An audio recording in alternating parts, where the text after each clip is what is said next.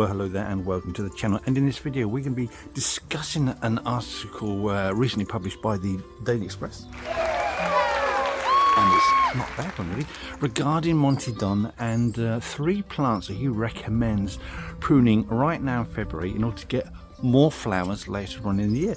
And thankfully he's absolutely correct in this one. The guy who wrote it hasn't messed it up, but I do need to put it into some context, and there is some other information that you do need to know, otherwise you could start cutting everything and it could all go wrong. So before we start, you need to make sure you got your secateurs. You need to make sure that they are both sharpened and sterilised. You've got a pair like these blades here are actually interchangeable, so if you haven't got a sharp blade, you can just pop that one out and put a brand new one in, which is great, because if you're using clean sterilised blades, then if you're cutting into an infected plant, then move on to another plant, for example roses, you're cutting one roses that's infected with some sort of virus. This does happen. Going to another rose, you're going to transfer that virus, so make sure clean, sterilised. Let's get on with it. Let's get on with the first plant that Monty Don recommends cutting right now to get better flowers later on.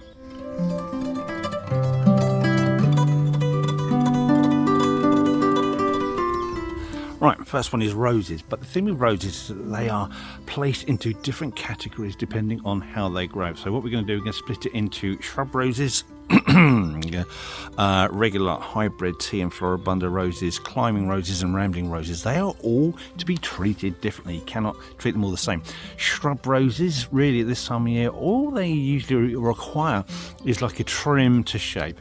With all these roses and with all your shrubs or whatever plants you're going to be cutting, it's a simple rule for all of them. You always remove dead, disease, damaged or crossing wood, because crossing wood can then rub and cause more damage. So you always remove those irrespective of what you're pruning, because it's the same issue.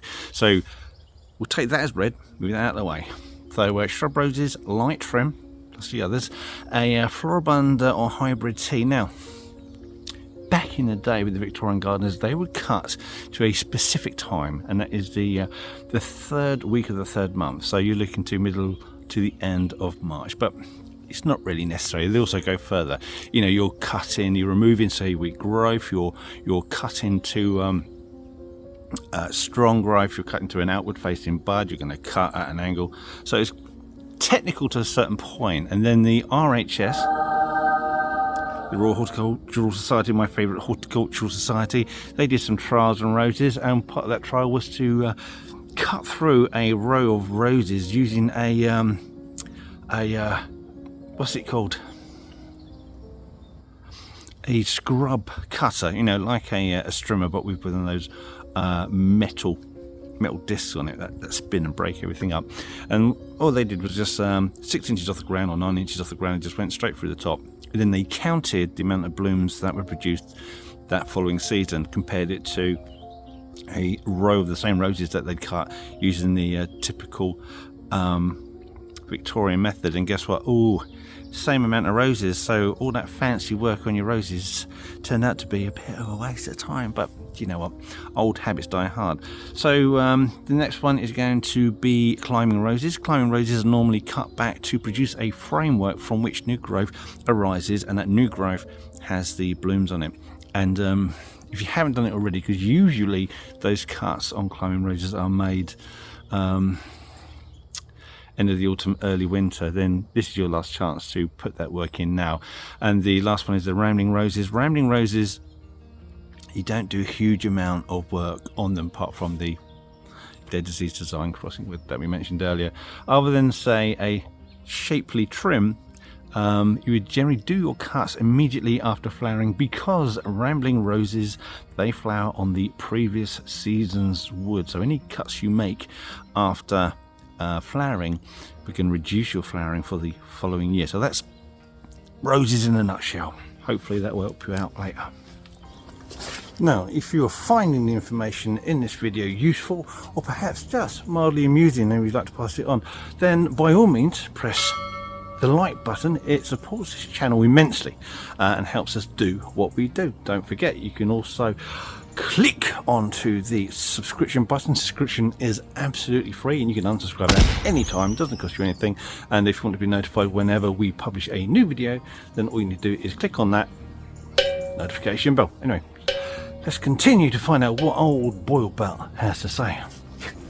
The next plant we're talking about are your buddleias, not any old buddleia, but the cultivars of Buddleia davidii, and these are cut now, and then on that new growth you get the flowers produced at the end of that new growth. Now you can't cut all buddleias at this time of year. Plants such as the Buddleia alternifolia, they would be cut immediately after flowering, so just be careful. Not all buddleias are the same. It is those davidii cultivars, there's plenty of them around. They tend to be the ones that are most regularly sold and that you'll see about, but you know, just check the naming of it, because if it's something else, then the chances are it's going to be pruning immediately after flowering and not now, and if you cut those now you will affect the flowers. So rather than get more flowers, you'll end up with less flowers.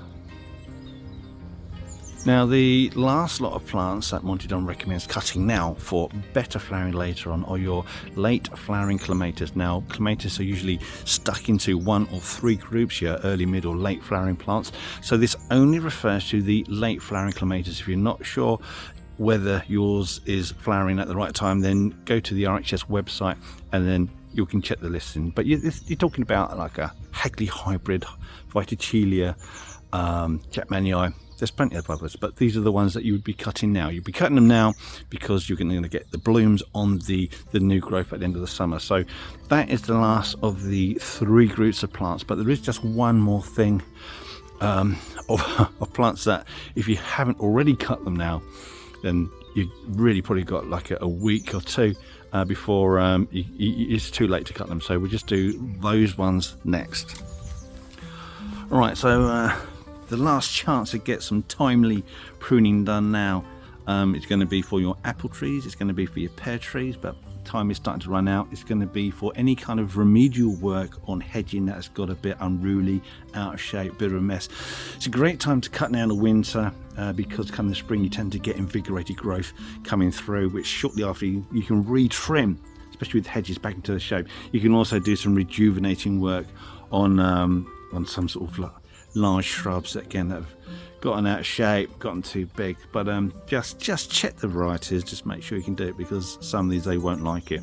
So there you go, those are the 3 flowering plants that if you prune now will give you better flowers later on in the year. If you've got anything that you would like to add to that, you're more than welcome to do so. Just put that into the comments, we'd love to hear from you, and also it helps pass on information to those other viewers who read the comments too, because plenty of you do. Thanks for watching. Before I go, just got one last thing to show you regarding supporting this channel, regarding Instagram, and with that, thank you for watching, and I'll see you in the next video. Goodbye.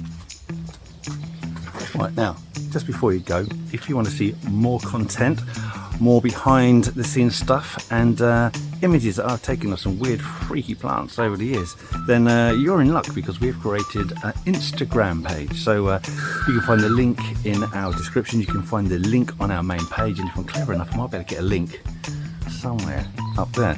Anyway, thank you for watching, and if you want to see more YouTube stuff, then check out this video here. That's quite a good one, and if it doesn't float your boat, then another one right there.